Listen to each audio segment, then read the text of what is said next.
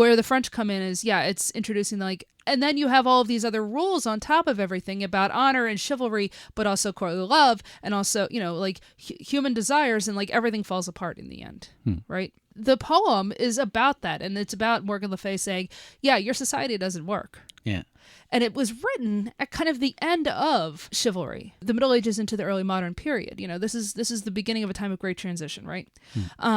And so the poem is really just like grappling with how the human desire to survive is always going to be up against the ideas of honor and sacrifice and whatnot. Yeah, this Hays Code is trash. Kind of, yeah. But so like the beheading game in the poem, so let me briefly just say what happens in the poem again. Yep. It's New Year's Day. The Green Knight comes in and says, "Whatever you do to me, you have to let me do back to you." And so Gawain goes, picks up his axe, chops his head off, figuring, well, the head's off. What's the worst that could happen? So, of course, the Green Knight picks up his head, says, well, we have to meet in a year, and I get to do this back to you, and leaves. And now for a whole year, Gawain is just like, oh, crap, what am I going to do? And so they give him a magic shield, and they bless him in all different ways. And he is like the best of Arthur's knights in this case, because there's no Lancelot in this story. And the idea is like, well, you have to honor the bargain here. So he goes off after a year, comes to the house of Sir Bertilak and his wife, falls in with them. The wife is trying to get him to sleep with her. The husband gives him a challenge and says, anything that you are given in this house, you should then give to me, because I'm going to go out hunting every day and I will bring back whatever I have and give it to you, right? So they give him a trap.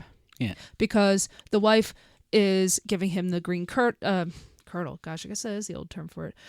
It gives him the green girdle, and it starts kissing him and all that stuff. And then when Sir Bertilak comes back from hunting, Gawain has to give him what he's been given, if he is an honorable person. Just like if Gawain is honorable, he has to go to the chapel of the Green Knight and let his head be cut off. But the thing is, Gawain is terrified, and he's not honorable. And so he keeps trying to put off the lady, but he can't quite do it. And so he accepts from her the green girdle, and he accepts from her the kisses. And when Bertilak says, well, what did you get today?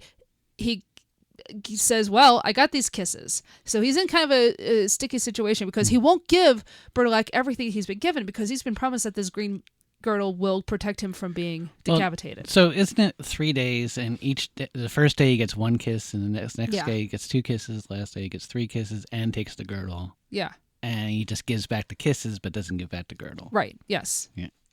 So sort of what happens here. Oh no, they actually do that in the film. That part is fine. It's very truncated, and I wish they had gotten more into the relationship between Gawain and Bertilak, because there's just more of it in the poem. That's all. And also, I like Joel Edgerton in this. And there is an unnamed ugly old woman that's just hanging around there. Right. That turns out to be... In the poem, we find out it's Morgan Le Fay. Yeah.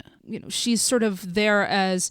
in the poem, it's an ugly old woman who's blindfolded the whole time. But we saw earlier in the film that she's blindfolded. And what's weird in this movie is she gives him the green girdle earlier in the film. Yeah, which is why unnecessary. Exactly. There's no I don't know why Lowrey felt he had to do that. That was dumb. It seemed like he was trying to establish like her, like maybe she didn't realize that he would take up the challenge, and so now she's trying to fix it. But it just doesn't make any sense. It doesn't make any sense.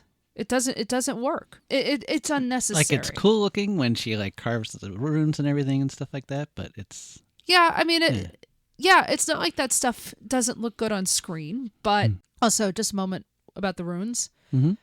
That slightly annoyed me. Just because, yes, fantasy, fine, but she wouldn't be carving runes. Like, there's, like, runes are, Norse. Like, not in medieval England, not in, ancient Britain. There were no runes. That's not a thing.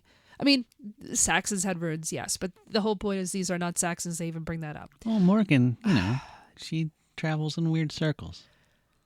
Who knows what she does? Is that weird with a Y? Yeah. I don't know. It's a slight annoyance, but that has nothing to do with anything. I mean, it's fine. It doesn't impact the film.